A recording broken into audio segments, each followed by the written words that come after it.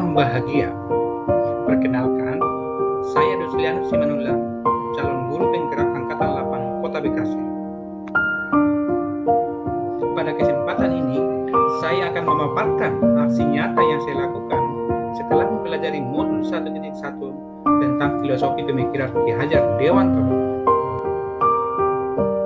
Perasaan saya selama melakukan perubahan di kelas akan saya sajikan pada saat ini. Sebagai aksi nyata yang saya lakukan selama mempelajari modul 1.1 tentang pemikiran Ki Hajar Dewantara,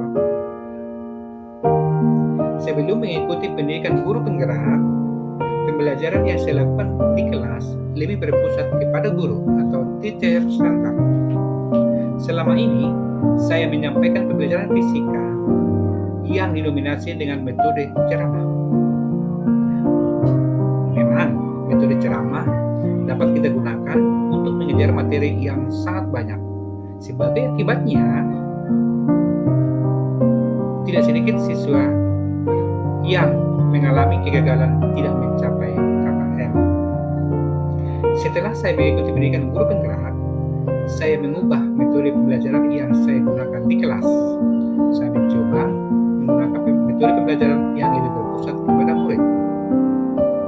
Model yang saya lakukan adalah model pembelajaran berbasis proyek dan pemecahan masalah yang dilakukan oleh murid secara berkelompok.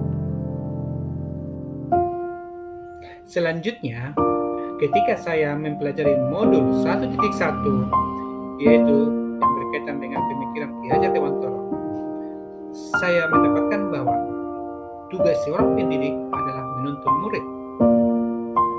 Hal ini mengisyaratkan bahwa saya sebagai seorang guru harus bertindak sebagai fasilitator. Filosofi pendidikan Ki Hajar Dewantara menyadarkan saya akan pentingnya pendidikan yang menuntun dibanding hanya menyampaikan materi di depan kelas. Namun, saya harus memberikan contoh teladan, memotivasi, dan mendorong murid supaya mereka dapat menemukan laku dan jati dirinya. Ide dan gagasan yang timbul selama proses perubahan. Yang pertama, meninggalkan cara pembelajaran teacher center yang saya terapkan selama ini. Yang kedua, menerapkan metode pembelajaran yang berpusat kepada murid.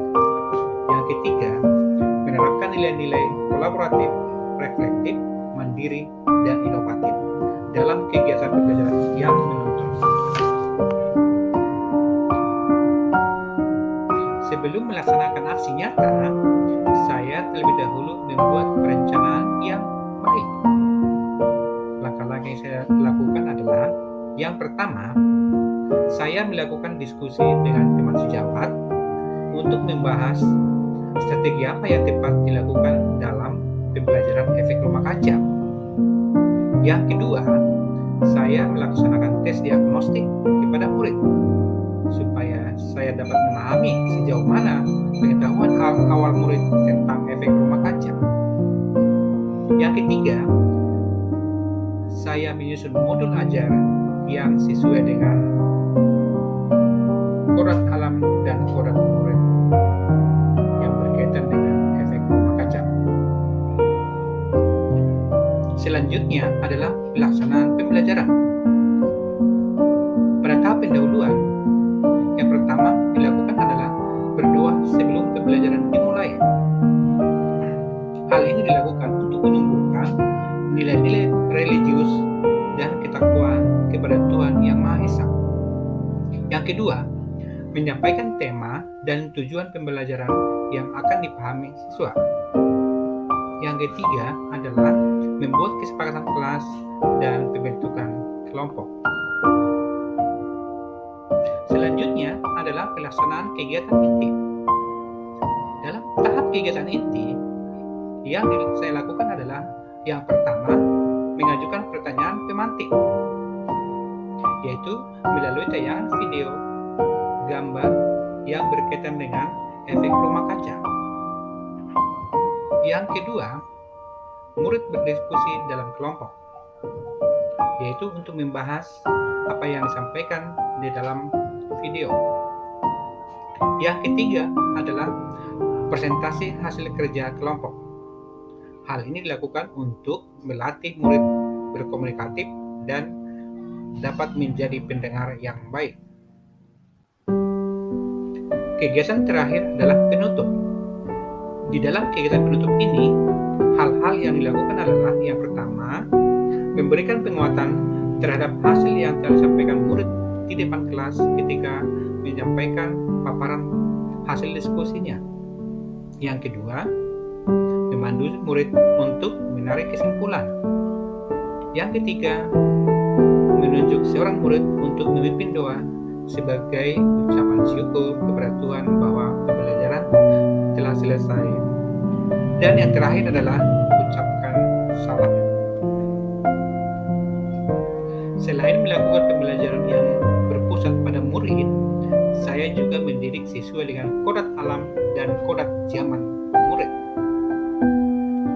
Sesuai dengan kodrat alam murid, maksudnya saya memanfaatkan kekuatan sosiokultur yang ada di Kota Bekasi, yaitu gotong royong dalam kegiatan pembelajaran seperti pekerjaan kelompok dan saling menguatkan.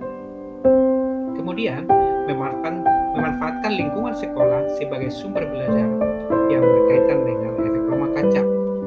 Contohnya, sebuah mobil yang berada di sebuah lapangan pada terik matahari, maka dalam mobil tersebut akan sangat panas. Itu merupakan contoh efek rumah kaca. Sesuai dengan kodrat zaman murid, maksudnya saya memanfaatkan teknologi dalam pembelajaran seperti penggunaan HP, laptop, internet, dan media sosial seperti WhatsApp, Facebook, dan lain-lain. Setiap selesai pembelajaran di kelas, saya selalu melakukan refleksi, yaitu melakukan perenungan terhadap kelebihan dan kekurangan pembelajaran yang baru saja selesai. Hasil refleksi ini akan saya jadikan sebagai bahan perbaikan pembelajaran di pertemuan berikutnya. Dari semua yang telah saya utarakan tadi, saya menghadapi tantangan. Tantangan yang saya hadapi yang pertama adalah masih terdapat murid yang belum aktif berkolaborasi dengan teman kelompoknya. Yang kedua, masih ada murid yang malu-malu saat presentasi di depan kelas. Yang ketiga, waktu yang tersedia belum terkelola dengan baik. Sebagai solusi yang saya lakukan adalah yang pertama, melakukan pembimbingan secara personal dan menjelaskan manfaat kerja kelompok. Yang kedua, melatih murid untuk terampil berbicara di depan kelas. Yang ketiga, memilih materi esensial dan menetapkan waktu di tiap langkah pembelajaran sehingga waktu dapat terbagi dengan baik. Demikianlah paparan tentang aksi nyata yang saya lakukan setelah mempelajari modul 1.1 tentang filosofi pendidikan Ki Hajar Dewantara. Mari kita selalu tergerak, bergerak, menggerakkan, dan salam bahagia.